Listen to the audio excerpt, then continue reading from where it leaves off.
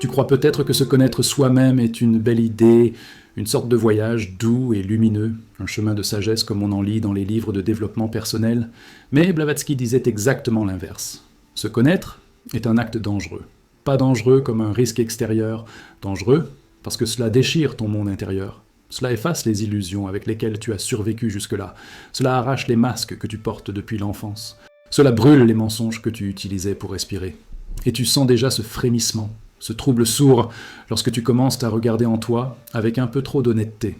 Comme si quelque chose dans l'ombre te disait « ne va pas plus loin ». Pourtant, tu continues. Et c'est là que le mystère s'ouvre. Les neurosciences modernes ont prouvé que le cerveau résiste à la vérité intérieure. L'université de Bordeaux a démontré que lorsqu'une personne affronte une dissonance profonde entre ce qu'elle croit être et ce qu'elle est réellement, le cerveau active les mêmes zones que celles liées à la douleur physique. Tu comprends ce que cela veut dire ? Te connaître vraiment fait mal. Pas symboliquement, pas poétiquement, physiquement.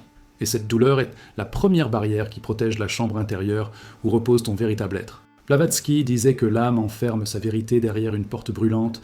Seuls ceux qui acceptent de se brûler un peu peuvent la franchir. Les traditions anciennes confirment cette sagesse brutale. Dans le bouddhisme, on dit que l'homme doit mourir avant de mourir pour se voir réellement. Dans l'hermétisme, le premier commandement est « connais-toi toi-même », non pas pour t'apaiser, mais pour te dépouiller. Les mystiques chrétiens parlaient point de l'œil qui regarde en arrière, ce moment où tu vois tes propres ténèbres au lieu d'accuser le monde. Même les Grecs savaient que l'autoconnaissance est une épreuve. Ils plaçaient l'inscription Gnotiseuton à l'entrée du temple de Delphes, comme un avertissement, pas comme une invitation. Et les premiers signes arrivent toujours de manière subtile. Tu sens un léger malaise quand tu es seul. Tu remarques un vide étrange entre tes pensées. Tu as l'impression que certaines choses que tu fais, certaines paroles, certains comportements, ne t'appartiennent pas vraiment. Ce sont les premiers murmures du mystère, le moment où ton être profond frappe doucement à la porte, espérant que tu l'entendras. Mais il n'insiste pas. C'est toujours toi qui dois ouvrir. Tu peux ignorer ce frémissement pendant des années, ou tu peux, comme Blavatsky l'enseignait, t'arrêter, respirer et dire « montre-moi ce que je cache ». Puis viennent les étapes plus intenses. D'abord, tu reconnais un mensonge. Un seul. Peut-être une habitude, une façade, une version de toi que tu montres aux autres. Ensuite, tu en vois un deuxième. Puis un troisième. Le château intérieur commence à se fissurer. Les psychologues appellent cela la fragmentation de l'ego. Mais Blavatsky y voyait quelque chose de bien plus grand, la première secousse de la vérité. Quand les illusions tombent, elles ne tombent jamais en douceur. Elles tombent comme des pierres. Elles laissent la poussière partout. Elles font du bruit. Elles te fatiguent. Mais elles libèrent aussi un espace nouveau en toi, un espace où la lumière peut enfin entrer. Et tu remarques que cette recherche intérieure ne reste jamais confinée à toi. Elle affecte les autres. Ta famille réagit étrangement. Tes amis te trouvent différent. Certains s'approchent, d'autres s'éloignent. Les liens se réorganisent, comme si ta transformation personnelle créait une onde qui modifie tout autour. Les chercheurs en psychologie sociale appellent à cela résonance identitaire. Blavatsky parlait d'un phénomène beaucoup plus profond, l'éveil d'un nœud karmique. Quand tu changes, tu obliges les autres à se repositionner. Certains t'admirent, d'autres te craignent, peu restent indifférents. C'est pour cela que Blavatsky insistait tant sur le protocole de protection. Pas une protection mystique, mais une protection de lucidité. Tu dois éviter les conversations inutiles. Tu dois te retirer quand ton esprit devient trop perméable. Tu dois apprendre à dire non pour préserver la construction délicate de ton soi naissant. Tu dois protéger ton silence comme on protège une graine fragile dans un sol froid.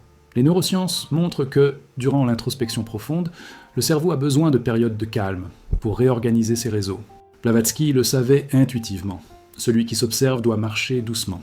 Et alors, après la lutte, après le malaise, après les frémissements et les révélations, un nouvel état apparaît. Un état étrange, presque solennel. Tu sens quelque chose tourner en toi, se déplacer, se redresser. Tu sens une présence, pas une présence extérieure. La tienne, celle que tu avais oubliée, celle que tu avais cachée, sous l'obligation d'être acceptable, aimable, fonctionnelle. Cette présence ne parle pas. Elle observe, elle respire, elle est toi. Et dans ce silence rare, profond, presque sacré, un écho s'élève du fond de ton être. Un écho grave, lent, irréfutable qui dit « Te connaître n'est pas un confort, c'est un début qui te transformera à tes fins.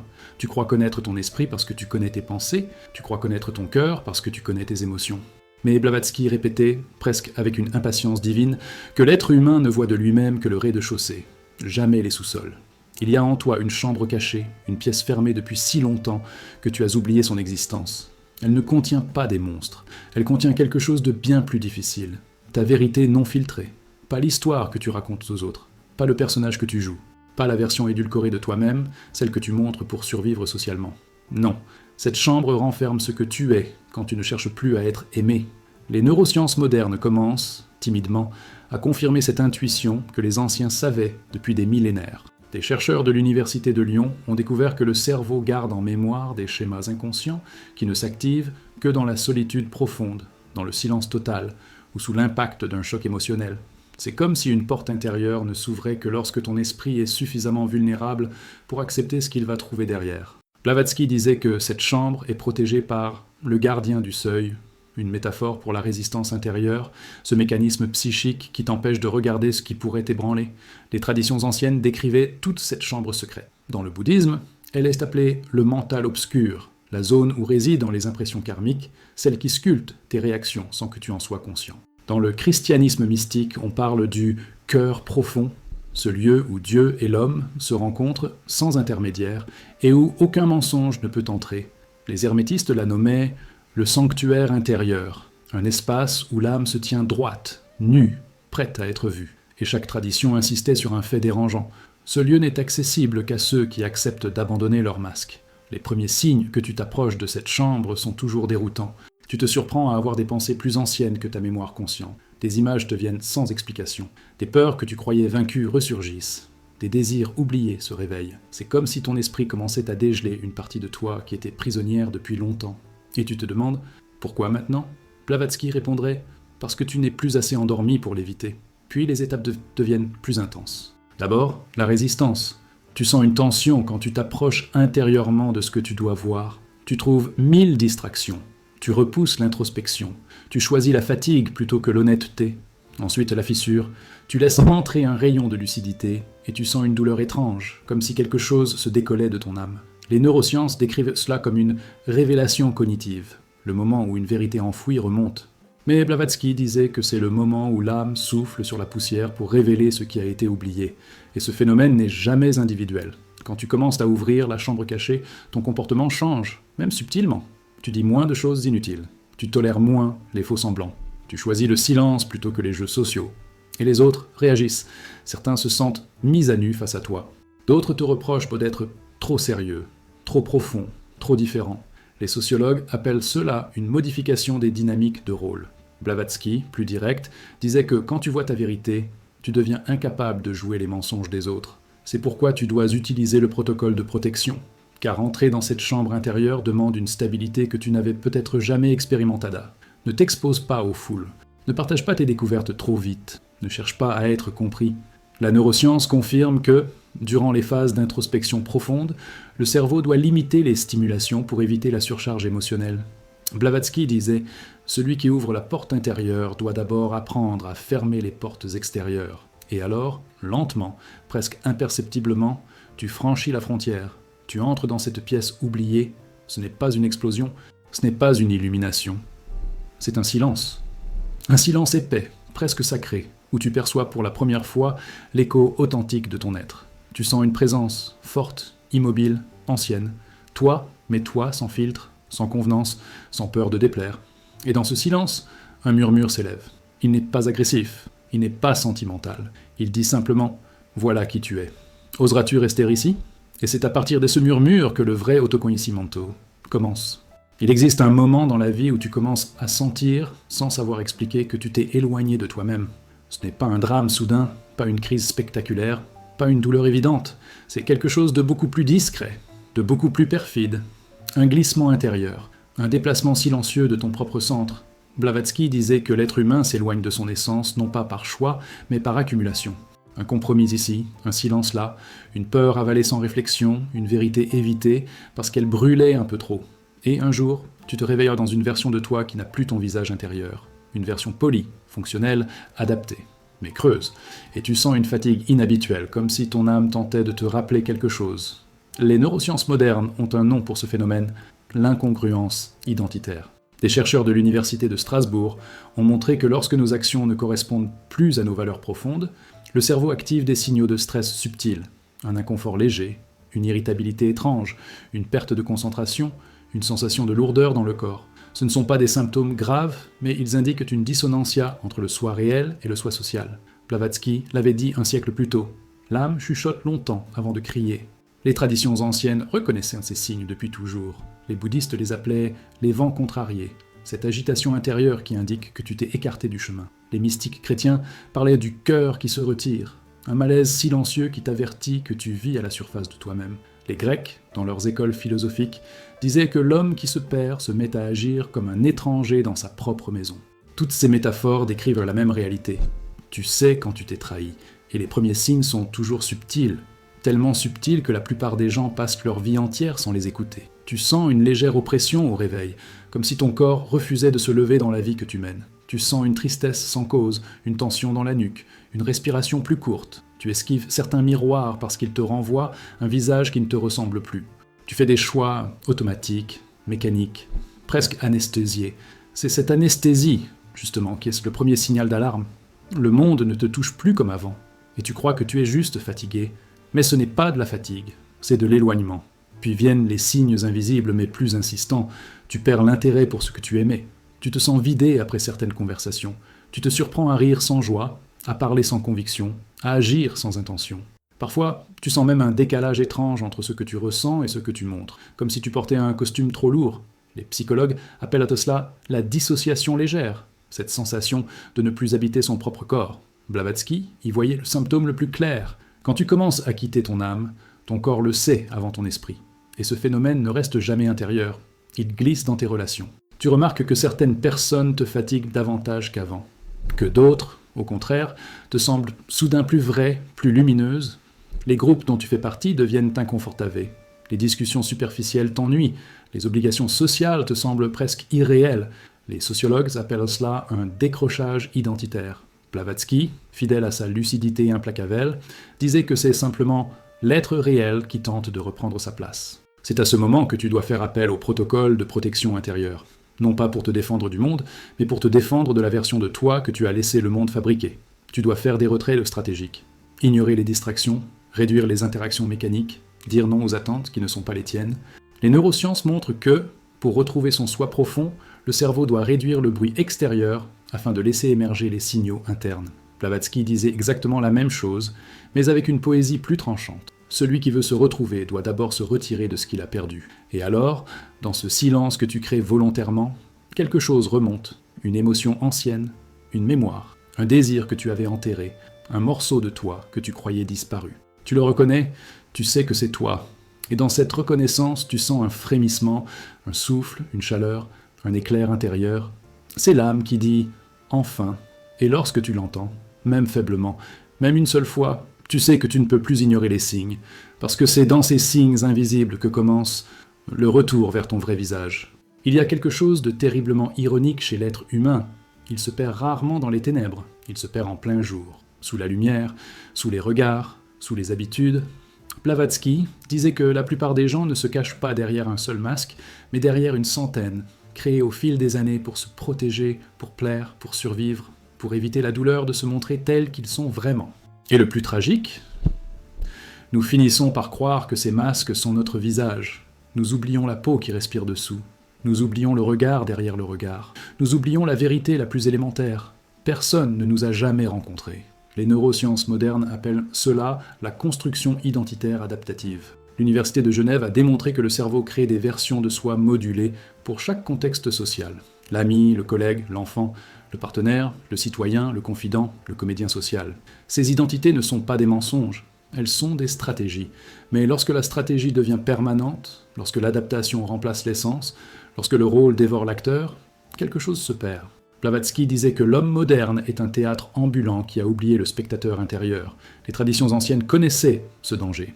Les bouddhistes parlaient des agrégats illusoires, les couches successives qui recouvrent le vrai soi. Les mystiques chrétiens évoquaient la tunique des apparences, un vêtement que l'âme doit déchirer pour renaître. Les hermétistes parlaient du visage de l'ombre, la personnalité façonnée par la peur. Même les Grecs anciens, dans leurs tragédies, montraient des héros détruits, non par leurs ennemis, mais par les masques qu'ils avaient eux-mêmes fabriqués. Le message était clair, on ne souffre pas du monde, on souffre de la distance entre ce qu'on montre et ce qu'on est. Et les premiers signes de cette perte sont presque imperceptibles. Tu sens que ta voix change selon la personne à qui tu parles. Tu remarques que certaines phrases sortent de ta bouche comme si elles appartenaient à quelqu'un d'autre.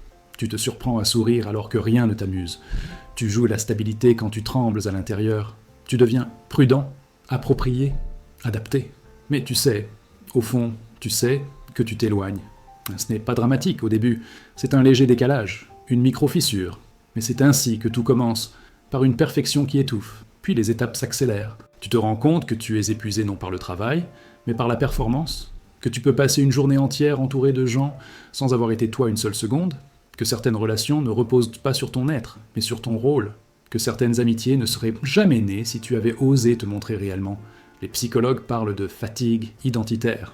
Blavatsky, plus incisive, disait que c'est le moment où l'âme ne reconnaît plus le corps qu'elle habite. Et le phénomène se propage autour de toi. Tu observes que certaines personnes te préfèrent masquer. Elles aiment la version polie, contrôlée, docile. Elles se sentent menacées par ta vérité, parce qu'un seul être vrai expose le mensonge de tous les autres. En revanche, certains se rapprochent de toi dès que tu laisses tomber un masque, même légèrement, comme si ta vulnérabilité réveillait en eux quelque chose qu'ils avaient oublié. Les sociologues décrivent cela comme une réaction de reconfiguration relationnelle.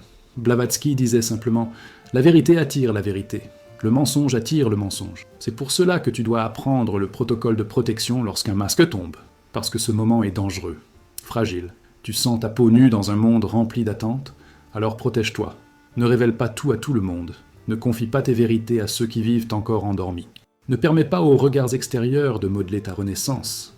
Les neurosciences montrent que la conscience émergente est extrêmement vulnérable aux critiques, à la pression sociale, au jugement. Blavatsky disait « Ne montre ton vrai visage qu'à ceux qui savent regarder ». Et alors, quelque chose se passe. Un jour, au milieu d'une conversation banale, tu sens une fissure dans ton masque, tu sens qu'il glisse, tu sens qu'il ne tient plus, et tu respires. Tu respires pour la première fois depuis longtemps. Cette respiration est étrange, presque douloureuse, comme si tes poumons avaient passé des années compressés par les attentes. Et dans ce souffle plus profond, tu entends un murmure intérieur, calme, ferme, presque solennel. Tu n'as jamais été ton masque. Ce murmure change tout, parce qu'à partir dès cet instant, tu n'acceptais jamais de te perdre en plein jour. Il existe en toi une ombre, pas une ombre négative, pas un monstre tapi dans les profondeurs, pas une forme obscure prête à te dévorer. Non, l'ombre dont parlait Blavatsky est bien plus subtile, bien plus complexe, bien plus ancienne que ça. C'est cette partie de toi que tu as enterrée vivante pour pouvoir survivre au monde, ce que tu as sacrifié pour être accepté, ce que tu as étouffé pour être aimé, ce que tu as nié pour être normal. Cette ombre n'est pas ton ennemi. Elle est ton essence refoulée. Elle est toi, mais toi, elle est ta brute. Le problème, c'est que tu as appris à en avoir peur. Les neurosciences le confirment aujourd'hui. Le cerveau humain refoule certains aspects de soi, non par choix, mais par nécessité. L'Université de Bruxelles a identifié des mécanismes neuronaux qui isolament les expériences émotionnelles inassimilables pour protéger l'équilibre psychique. Le problème ? Tout ce qui est enterré vivant cherche tôt ou tard à ressortir. Et cela ressort souvent sous la forme de comportements étranges, de peurs irrationnelles, de colère soudaine, de tristesse sans raison. Ce que la science appelle le matériel refoulé est précisément ce que Blavatsky appelait l'ombre fondamentale. Une part de toi si vraie, si puissante, si indomptée que tu as préféré la cacher. Les traditions anciennes décrivaient cette ombre sous des noms différents. Les bouddhistes la voyaient comme le karma latent, les impressions anciennes qui orientent tes choix sans que tu en aies conscience. Les mystiques chrétiens disaient qu'il s'agit de l'homme intérieur, celui qui frappe à la porte lorsque le masque extérieur se fissure. Dans la mythologie grecque, c'est le démon, l'esprit intérieur, que l'homme trahit lorsqu'il se conforme. Jung l'appellerait plus tard l'ombre, mais Blavatsky avait déjà dit « L'homme fuit ce qu'il est, et c'est cette fuite qui crée la souffrance. » Les premiers signes que ton ombre tente de remonter sont subtils, comme toujours. Tu ressens une irritation que tu ne comprends pas, un refus intérieur sans explication, une nostalgie étrange, comme si tu regrettais une partie de toi que tu n'as jamais vraiment connue. Tu sens une énergie en toi qui pousse, qui cogne, qui voudrait parler, mais tu la fais taire parce qu'elle n'est pas appropriée, parce qu'elle dérange, parce qu'elle exige une honnêteté radicale. Blavatsky disait que c'est à ce moment-là que l'homme crée son propre emprisonnement. Il enterre son feu vivant pour satisfaire le monde mort. Puis les étapes deviennent plus intenses. L'ombre commence à se manifester dans tes relations. Tu te surprends à réagir trop fortement, ou pas du tout. À aimer trop vite, ou à te retirer brusquement. À dire des vérités brutales ou à garder un silence qui hurle. Tu sens que quelque chose te dépasse, te pousse à agir depuis un endroit que ton intellect ne contrôle pas. Les psychologues modernes parlent de retour du refoulé. Blavatsky disait simplement « l'ombre réclame ce qu'on lui a pris ». Et cette ombre n'agit jamais seule. Elle influence ceux qui t'entourent. Certaines personnes réagissent instinctivement à elle. Elles sentent ton authenticité brute. Elles l'aiment ou la redoutent. Elles te trouvent plus vraie, mais aussi plus difficile à prévoir. D'autres fuient, parce qu'une âme qui se libère dérange les âmes qui se sont enchaînées elles-mêmes. Les sociologues observent que, quand une personne cesse de jouer un rôle, les dynamiques relationnelles se renversent. Blavatsky disait que l'ombre réveille l'ombre des autres, et que c'est dans cette friction que naissent les transformations collectives. C'est ici que le protocole de protection devient vital, parce que rencontrer ton ombre, l'accueillir, ne signifie pas tout dire, tout montrer, tout exploser. Cela signifie créer un espace intérieur où tu peux l'écouter sans te détruire, réduire le bruit extérieur, éviter les personnes qui étouffent ton énergie, protéger le temps où tu te confrontes à toi-même. Les neurosciences montrent que, durant l'intégration des parties refoulées, le système nerveux devient hypersensible. Blavatsky disait « On ne rencontre pas son ombre en public. On la rencontre dans la solitude silencieuse. Et alors, lentement, ton ombre cesse d'être une menace, parce qu'elle n'était jamais ton ennemi. Tu commences à la reconnaître dans ton courage, dans tes intuitions, dans tes passions, dans tes limites franchies, dans ta colère justifiée, dans tes désirs silencieux. Tu vois qu'elle n'est pas noire, elle est vivante, elle est sauvage, elle est toi sans conditionnement. Et dans ce moment rare, profond, presque sacré, tu sens une chaleur se répandre dans ta poitrine. C'est ton être véritable qui revient. Et dans ce retour, tu entends un murmure intérieur, clair, grave, inévitable. Ce que tu fuyais était toi. Et ce murmure marque le début de quelque chose que tu ne pourras plus arrêter, la réintégration de ton être réel. Il existe un moment, au milieu du chemin intérieur, où tu perds complètement l'illusion de contrôler ton propre destin. Tu ne diriges plus le processus. Tu ne définis plus le rythme. Tu ne choisis plus ce que tu veux voir ou non. C'est la vérité qui te choisit. Blavatsky disait que la révélation véritable n'est jamais une quête volontaire. Elle est une confrontation imposée. Tu peux fuir ton ombre pendant des années, tu peux jouer des personnages, tu peux t'étourdir de distractions, tu peux anesthésier ton esprit sous 1000 couches de rationalité, mais, un jour, la vérité intérieure te rattrape. Elle te saisit par le cœur, et elle exige que tu la regardes. Et à cet instant, tu comprends que l'autoconocimiento n'est pas un geste doux, c'est un choc. Les neurosciences modernes confirment cette dynamique étrange. Des chercheurs de l'université de Lausanne ont découvert que lorsqu'une vérité refoulée devient trop lourde, le cerveau déclenche une sorte de réaction en chaîne émotionnelle. Ils appellent cela l'irruption du contenu inconscient. Blavatsky l'avait décrit bien avant sous le nom de déflagration intérieure. Ce moment où ce que tu caches éclate en toi, comme si une fissure secrète venait de céder sous la pression. Tes émotions soudain se déversent, ta lucidité devient presque violente, tes certitudes se liquéfient. Tu as l'impression que quelque chose en toi se casse, mais ce n'est pas une cassure, c'est une ouverture. Les traditions anciennes ont toujours décrit cette étape comme un seuil dangereux, sacré, inévitable. Dans le bouddhisme, c'est le moment du miroir brûlant, celui où tu vois enfin le reflet que tu avais refusé de regarder. Dans le christianisme mystique, c'est la visitation de la vérité, une lumière intérieure qui te traverse comme une lame. Les hermétistes parlaient du point de renversement, l'instant où la matière intérieure se retourne contre l'illusion extérieure. Dans chaque tradition, la vérité n'est jamais présentée comme un réconfort, mais comme une épreuve. Les premiers signes que cette révélation approche sont troublants. Tu sens une agitation étrange dans ton esprit, comme si quelque chose se préparait en silence. Tes rêves deviennent plus clairs, plus symboliques. Tes souvenirs remontent, sans que tu les appelles. Tu te surprends à penser à des choses que tu évitais depuis des années. Tu vois des motifs répétés dans ta vie que tu n'avais jamais remarqués. Tu sens que quelque chose insiste, comme un animal enfermé qui gratte derrière une porte intérieure. La plupart des gens ignorent ces signes. Toi, tu ne pourras plus. Puis la vérité se manifeste, pas sous forme d'une illumination mystique, mais comme une évidence brutale. Tu te surprends à dire une phrase et tu réalises qu'elle porte une vérité immense. Tu ressens une émotion, et elle te révèle quelque chose que ton mental avait nié. Tu observes un geste, un souvenir, un regret, et soudain tout s'aligne. C'est comme si un voile tombait, mais au lieu de lumière, c'est la lucidité qui entre. Une lucidité presque trop vive, trop crue, trop sincère pour être ignorée. Les psychologues parlent de crise de clarification identitaire. Blavatsky, plus tranchante, disait « La vérité intérieure se montre lorsque l'âme en a assez d'être gaspillée. Et ce moment n'appartient jamais qu'à toi. Il crée un tremblement autour de toi. Les gens le sentent, inconsciemment. Certains se rapprochent parce qu'ils reconnaissent en toi un courage qu'ils n'ont jamais eu. D'autres s'éloignent, car ta lucidité expose leur propre fuite. Certains te jugent, d'autres te comprennent trop bien. La vérité est contagieuse. Elle dérange, elle éclaire, Les sociologues appellent isso de reajustement relationnel. Blavatsky dizia que ser que vê a verdade força todos os outros a verem algo, nem que seja apenas o reflexo de sua própria negação. C'est ici que le protocole de protection devient crucial. Tu dois apprendre à contenir la vérité sans qu'elle te détruise et sans qu'elle détruise ton entourage, car la révélation brute peut être incendiaire. Elle peut te pousser à vouloir réagir, confronter, corriger, annoncer, bouleverser. Mais Blavatsky avertissait. La vérité doit être digérée avant d'être dite. Les neurosciences confirment que, après un moment de révélation intérieure, le cerveau doit stabiliser les circuits émotionnels avant de prendre des décisions. C'est pourquoi tu dois te retirer un moment, respirer, observer, laisser la vérité se déposer en toi comme une poussière d'or. Et alors, quelque chose change irréversiblement. Tu n'as plus peur de toi-même. La vérité que tu redoutais devient un terrain solide sous tes pieds. Tu sens une force nouvelle, non pas agressive, mais tranquille. Une force qui dit « je sais », pas comme une arrogance, comme une certitude intime. Et dans ce nouvel espace intérieur, tu entends un murmure qui n'est plus une menace, mais une libération. Tu n'étais pas perdu. Tu te cachais.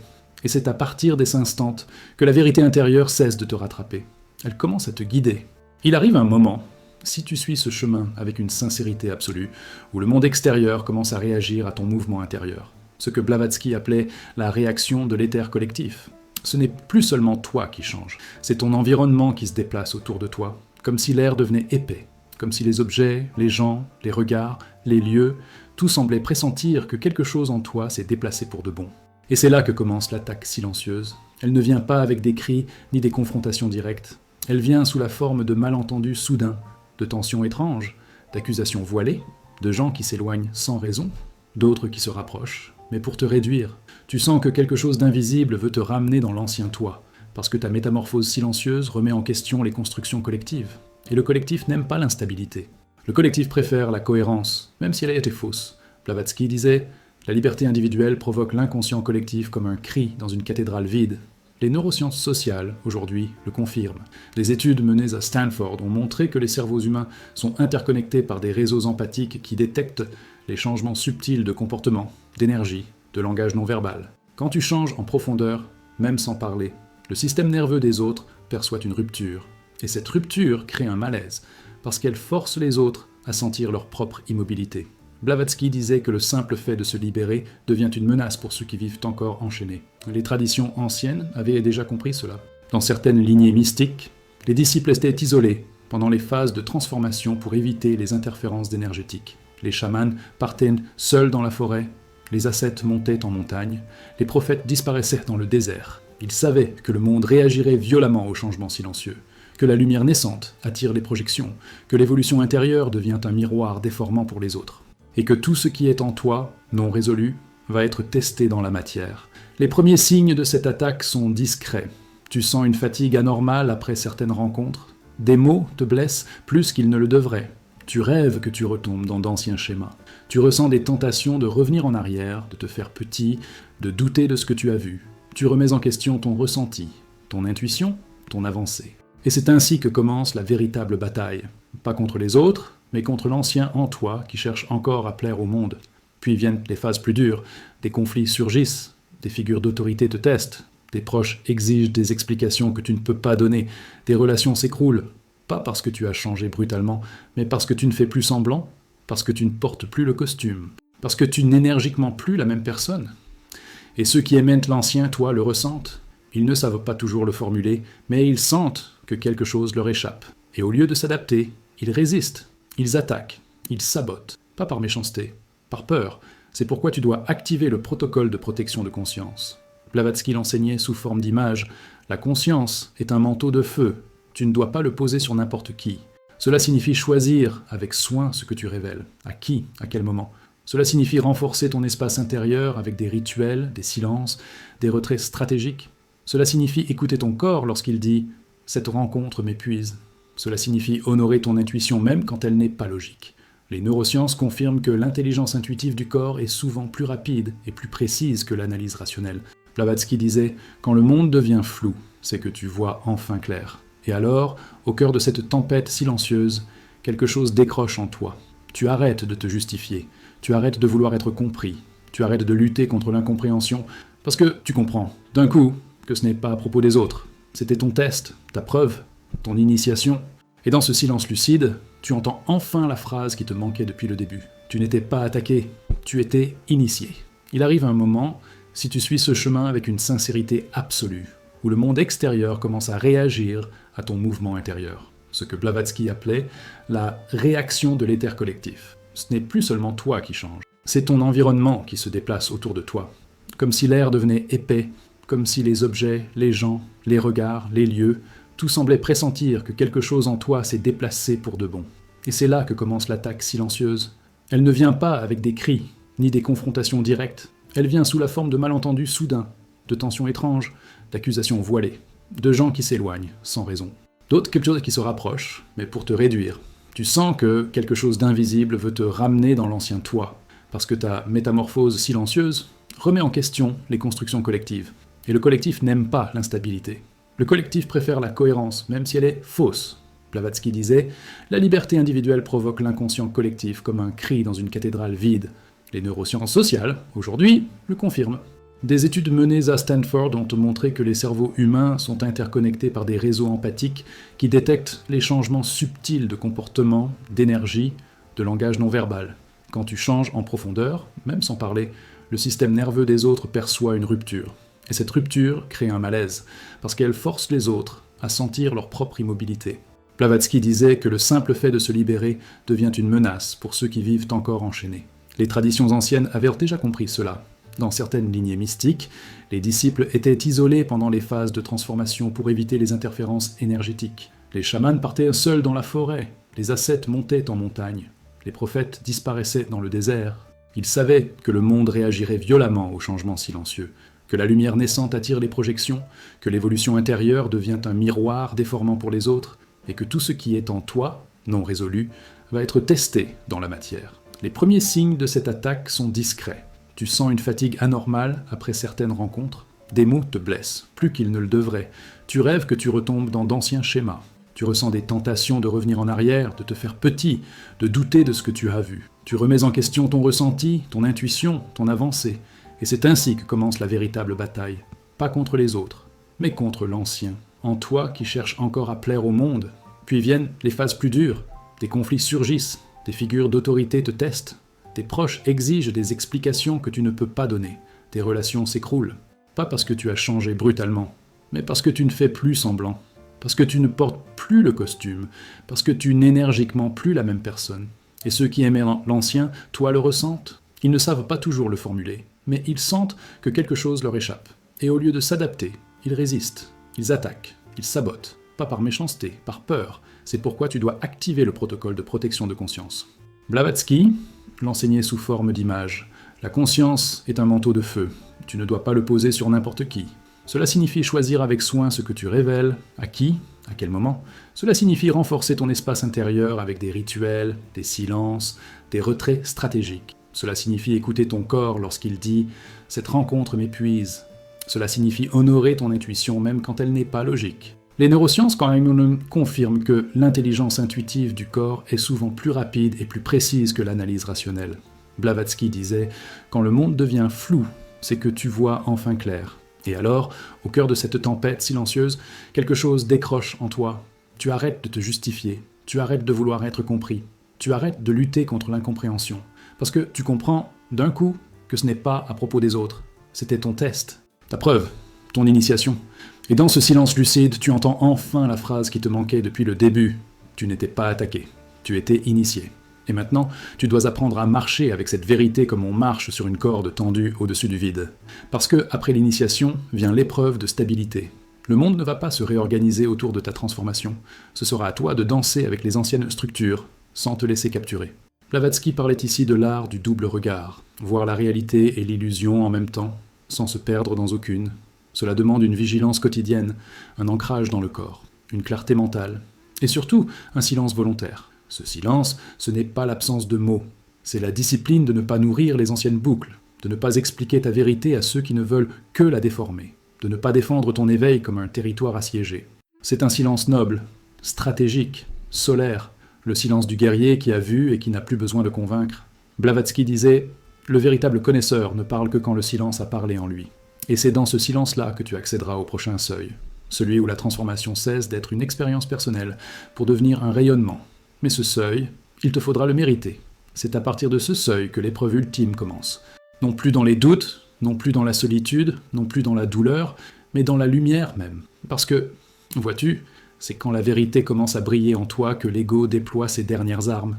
Blavatsky appelait cela l'ombre lumineuse, cette phase où, alors que tu croyais avoir atteint un palier, un calme, une maîtrise, surgit une forme plus subtile de sabotage, plus raffinée, plus noble en apparence, mais tout aussi dangereuse. Tu crois que tu sais, tu crois que tu es prêt, tu commences à parler avec certitude, tu te sens guidé, tu aides les autres, tu exposes tes intuitions.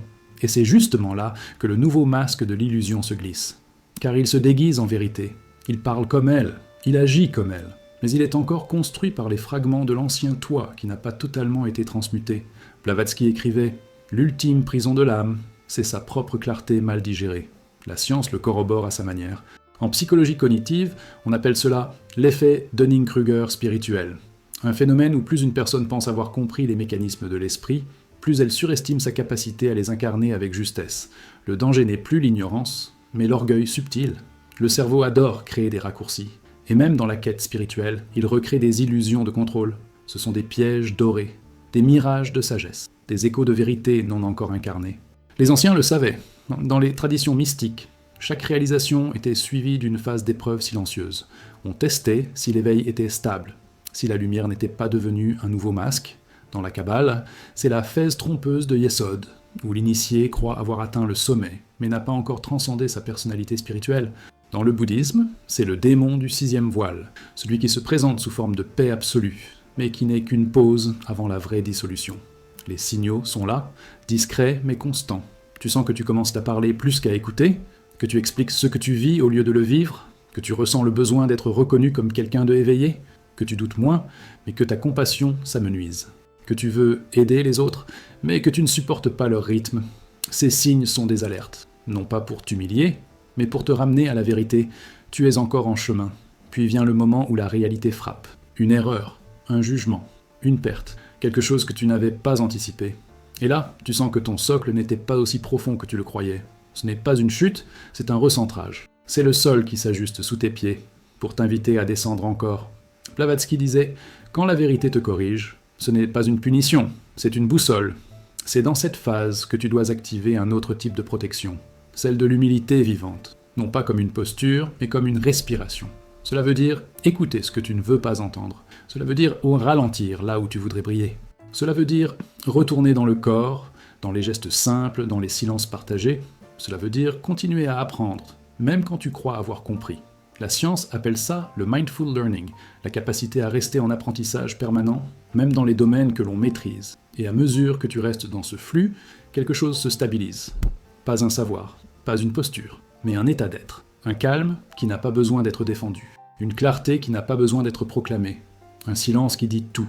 Et alors, tu accèdes à ce que Blavatsky appelait le regard neutre. Cette conscience qui voit, qui aime, qui comprend, mais qui n'interfère plus. Tu es devenu l'espace même. Et dans ce vide plein de tout, tu entends enfin l'écho le plus profond de toute transformation. Ce n'est pas toi qui portes la vérité. C'est elle qui t'a porté jusqu'ici. Et là seulement, tu peux entrevoir l'ultime porte. Celle qui ne s'ouvre ni par la volonté, ni par la souffrance, ni par la discipline, mais par la dissolution. Ce n'est qu'après avoir traversé toutes les illusions que la véritable rencontre peut enfin se produire. Pas une rencontre avec un guide, ni avec une idéologie, ni même avec une grande vérité, mais avec ce que Blavatsky appelait le soi transparent. Ce noyau d'être que rien ne peut définir, que rien ne peut posséder, que rien ne peut réduire. Le soi qui n'a pas de nom, pas d'histoire, pas d'attente, mais qui est là.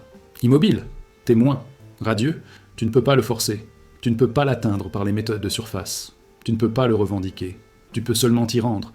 Et pour t'y rendre, il faut mourir symboliquement à tout ce que tu croyais être. C'est la dernière mort, la plus douce, la plus terrible, parce qu'elle ne prend rien de concret. Mais elle détruit toutes les attaches invisibles que tu avais encore. Ton idée de mériter, ton besoin de comprendre, ton envie d'évoluer, même ça doit être offert.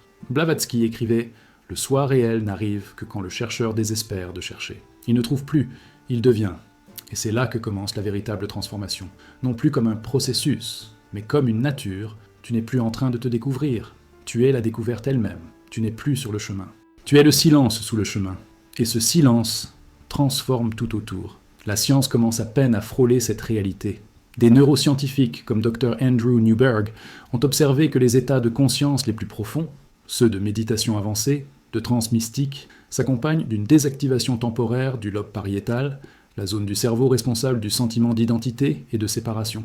Le ressenti rapporté ? Unité, clarté, compassion sans objet. Là où le moi disparaît, la réalité se dévoile sans filtre. Toutes les traditions mystiques pointent dans cette direction. Le Christ disait « Celui qui veut sauver sa vie la perdra, mais celui qui la perd, pour moi, la retrouvera ». Le Bouddha parlait de nirvana, comme de l'extinction de l'ego et des désirs. Les soufis appelaient en cela le fana, la dissolution de l'âme dans le divin. Toutes ces voies mènent au même vide, plein. À cette ultime perception où tu comprends que tu n'as jamais été séparé, que tout ce que tu as cherché à l'extérieur était déjà toi, mais tu étais trop rempli de toi pour le sentir. Et quand tu arrives là, tu ne brilles pas, tu n'enseignes pas, tu n'expliques rien, tu vis, tu traverses le monde avec une légèreté profonde, parce que tu sais que tout est en train de passer, même ce que tu crois comprendre, même ce que tu crois être. Blavatsky disait « La vérité ultime n'a pas besoin de témoins. Elle se manifeste par la paix que tu laisses derrière toi.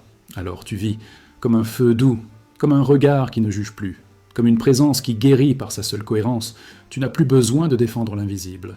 Tu l'incarnes, tu n'as plus besoin de convaincre. Tu rayonnes, et sans même le savoir, tu deviens le seuil pour les autres, le miroir silencieux, le souffle qui rappelle que tout est possible, et peut-être que dans ce souffle, quelqu'un un jour s'arrêtera, sentira, et se souviendra de lui-même. Et ainsi, le cercle se referme, pas comme une fin, mais comme un commencement qui n'a jamais commencé.